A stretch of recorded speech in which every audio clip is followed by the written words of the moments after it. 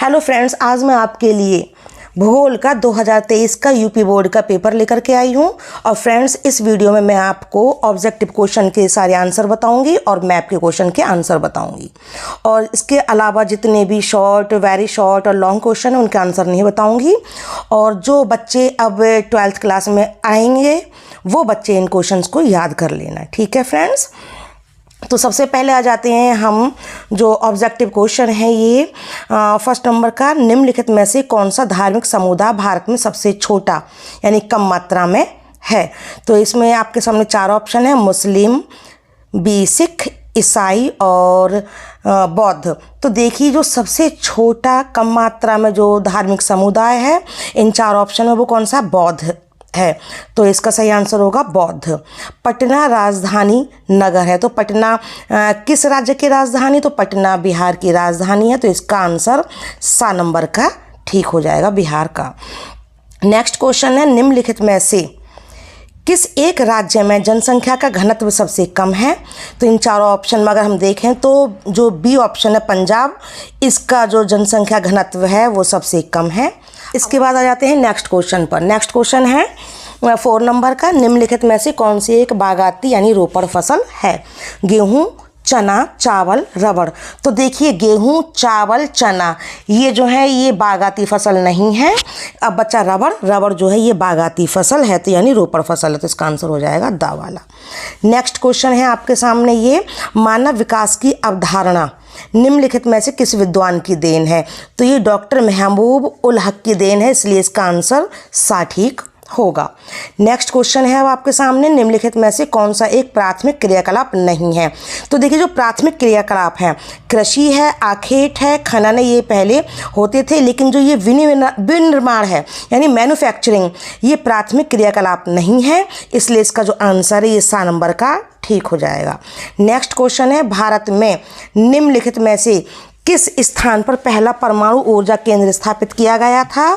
तो फ्रेंड्स, पहला परमाणु ऊर्जा केंद्र जो है तारापुर में स्थापित किया गया था, इसलिए इसका सा आंसर ठीक होगा, तारापुर। अब नेक्स्ट है, वायु प्रदूषण नहीं होता है। तो बस अड्डों के पास होता है, मलिन बस्तियों के क्षेत्रों में भी वायु प्रदूषण होता है, औद्योगिक क्षेत्रों में भी होता है। तो केवल स्वच्छ वायु के जो क्षेत्र होते हैं वहाँ पर वायु प्रदूषण नहीं होता है, इसलिए इसका दा ऑप्शन जो है बिल्कुल ठीक है, स्वच्छ वायु के क्षेत्रों में। अब इसके बाद देखिए क्या अति लघु उत्तरीय प्रश्न है। देखिए, मैं आपके सामने अति लघु उत्तरीय प्रश्न के थोड़ी सी देर के लिए कॉपी को रोक देती हूँ। आप इसको क्या करिएगा, वीडियो को पॉज करके इसका स्क्रीनशॉट ले लीजिए और सारे क्वेश्चन तैयार कर लीजिएगा, और जो आने वाले एग्जाम्स हैं उसमें आपको ये बहुत ही काम आएंगे। अब आ जाते हैं नेक्स्ट पर। तो नेक्स्ट है आपके सामने ये लघु उत्तरीय प्रश्न। ये सारे जो प्रश्न हैं ये सब आप अच्छे से याद कर लीजिएगा। और इसके बाद है विस्तृत उत्तरीय प्रश्न। देखिए, दे रखे हैं विस्तृत उत्तरीय प्रश्न। अब क्या है, हम इनके अगर आंसर बताने लगे तो ये बहुत लंबी वीडियो हो जाएगी, तो इसलिए इसके मैं आंसर नहीं बता रही हूँ, केवल मानचित्र संबंधी जो प्रश्न है उनके ही आंसर और बताऊंगी, ठीक है फ्रेंड्स। तो ये दिया हुआ क्वेश्चन नंबर 25, भारत के दिए गए रेखाचित्र मानचित्र में निम्नलिखित को उपयुक्त चिन्हों द्वारा दर्शाइए और उनके नाम भी लिखिए। तो देखिए, दर्शाने का आधा नंबर है और क्या है, आधा नंबर जो है ये उनके नाम लिखने का है। तो देखिए, इस राज्य का एक 10 लाखी नगर है। तो 10 लाखी नगर एक हमें बताना कौन सा है, तो वो है आगरा। तो आगरा जो है वो आप क्या करना, ये नक्शे में दर्शा देना, ठीक है। अब है भारत का सबसे कम जनसंख्या वाला राज्य। तो भारत का सबसे कम जनसंख्या वाला जो राज्य है वो है सिक्किम। नेक्स्ट क्वेश्चन है, इसको आप क्या करना, नक्शे में भी दर्शाना और इनके नाम लिखना है आपको, ठीक है, आधे आधे नंबर मिलेंगे। नेक्स्ट क्वेश्चन है आपका, ओडिशा की राजधानी नगर। तो ओडिशा की जो राजधानी है वो है भुवनेश्वर।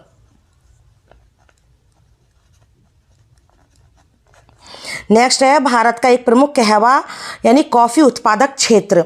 तो भारत का जो कहवा उत्पादक जो क्षेत्र है वो नंबर 1 पर आता है कर्नाटक का। तो कर्नाटक डाल देंगे।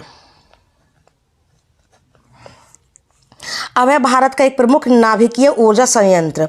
तो नाभिकीय ऊर्जा संयंत्र तो काफ़ी सारे हैं, तो उसमें से आपको कोई सा दर्शा देना, जैसे नरौरा, तारापुर, कलपक्कम। तो मैं इसमें लिख देती हूँ नरौरा जो यूपी में है, तारापुर और भी आपको याद होंगे, उनमें से क्या हमें केवल एक को दर्शाना है, लेकिन मैंने आपके सामने 2 नाम लिख दिए हैं। ठीक है, अब हम अगले क्वेश्चन पर आ जाते हैं।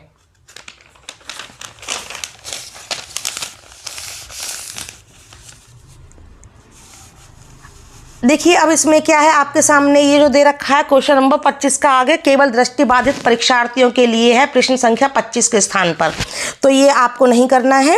इसके आगे दिया है क्वेश्चन नंबर 26 यानी क्वेश्चन नंबर 26, तो ये क्या है, आपको ये करना है। ये भी क्या है, हमें नक्शे में दर्शाने हैं सब। रूस की राजधानी नगर, तो रूस की राजधानी क्या है, मॉस्को, ये आप दर्शा देना। उत्तर अमेरिका की एक प्रमुख नदी, तो उत्तर अमेरिका की जो प्रमुख नदी है वो है मिसिसिपी।